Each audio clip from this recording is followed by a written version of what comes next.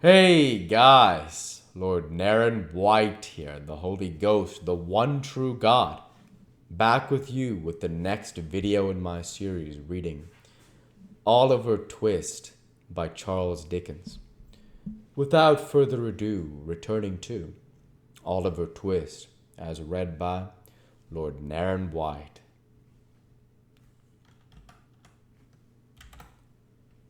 Nobody but me, Replied the child.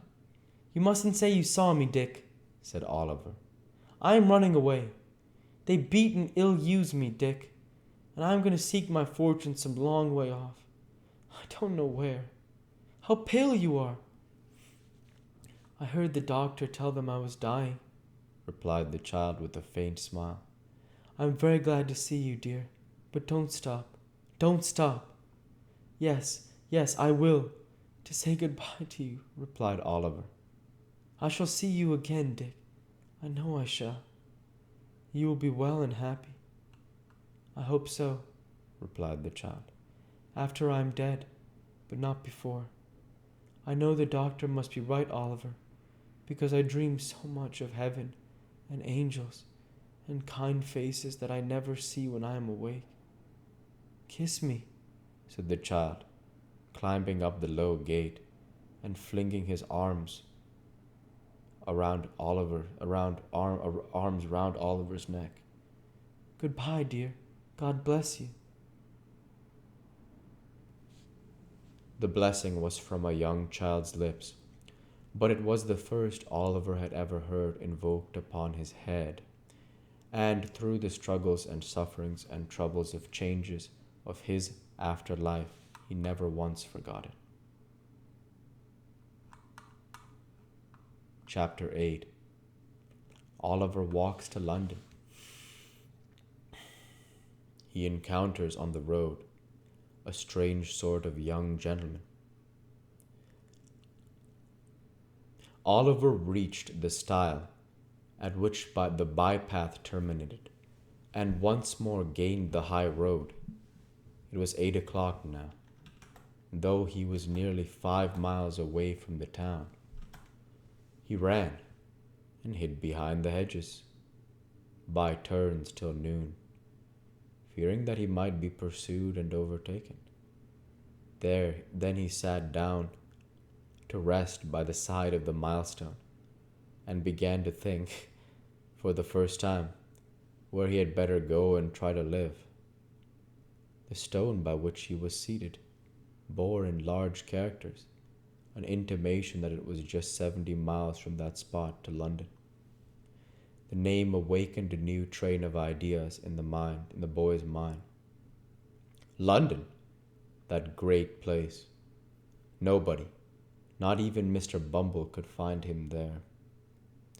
He had often heard the old men, in the workhouse too, say that no lad of spirit need want in London, and that there were ways of living in that vast city, which those who had been bred up in country parts had no idea of.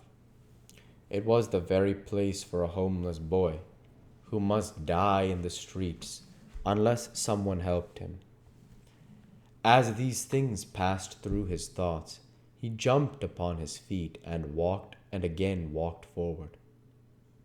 He had diminished the distance between himself and London by full 4 miles more, before he recollected how he must undergo ere he could hope to reach his place of destination.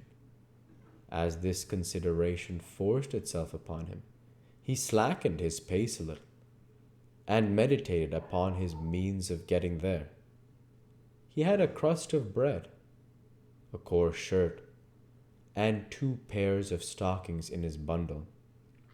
He had a penny too, a gift of sour berries after some funeral in which he had acquitted himself more than ordinarily well in his pocket. A clean shirt, thought Oliver, is a very comfortable thing, and so are 2 pairs of darned stockings, and so is a penny. But they small helps to a 65 miles walk in winter time. But Oliver's thoughts like those of most other people, although they were extremely ready and active to point out his difficulties, were wholly at a loss to suggest any feasible mode of surmounting them.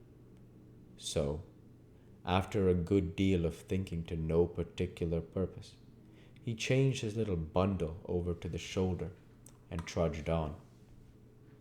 Oliver walked 20 miles that day, and all that time tasted nothing but the crust of dry bread and a few draughts of water, which he begged at the cottage doors by the roadside. When the night came, he turned into a meadow, and a creeping close under a hayrick, determined to lie there till morning. He felt frightened at first, for the wind moaned dismally over the empty fields, and he was cold and hungry, and more alone than he ever felt before. Being very tired with his walk, however, he soon fell asleep and forgot his troubles. He felt cold and stiff when he got up next morning, and so hungry that he was obliged to exchange the penny for a small loaf in the very first village through which he passed. He had walked no more than 12 miles when the night closed in again. His feet were sore, and his legs so weak that they trembled beneath him. Another night passed in the bleak, damp air made him worse. When he set forward on his journey, next morning he could hardly crawl along. He waited at the bottom of a steep hill till a stagecoach came up, and then begged of those outside passengers. But they were very few who took any notice of him, and even those told him to wait till they got to the top of the hill, and then let them see how far he could run for a halfpenny. Poor Oliver tried to keep up with the coach a little way, but was unable to do it by reason of his fatigue and sore feet. When the outside saw this, they put their halfpence back into their pockets again, declaring that he was an idle young dog and didn't deserve anything, and the coach rattled away and left only a cloud of dust behind. In some villages, large painted boards were fixed up, warning all persons who begged within the district that they would be sent to jail. This frightened Oliver very much, and made him glad to get out of those villages with all possible expedition. In others he would stand about the inn yards and look mournfully at every one who passed, a proceeding which generally terminated in the landlady's ordering of the post boys who were lounging about to drive that strange boy out of the place, for she was sure he had come to steal something. If he begged at a farmer's house, 10 to 1, but they threatened to set the dog on him, and when he showed his nose in a shop, they talked about the beetle, which brought Oliver's heart into his mouth. Very often the only thing he had there for many hours together. In fact, if it had not been for a good-hearted turnpikeman and a benevolent old lady, Oliver's troubles would have been shortened by the very same process which had put an end to his mother's. In other words, he would most assuredly have fallen dead upon the king's highway. But the turnpike man gave him a meal of bread and cheese, and the old lady, who had a shipwrecked grandson wandering barefoot in some distant part of the earth, took pity upon the poor orphan and gave him what little she could afford, and more, with such kind and gently words, and such tears of sympathy and compassion, that they sank deeper into Oliver's soul than all the sufferings he had ever undergone. And we'll go ahead and stop there for this week. As usual, I want to say thank you for watching. and I hope you enjoyed. Please like, comment, and subscribe, as it greatly helps the channel. Light be with you all.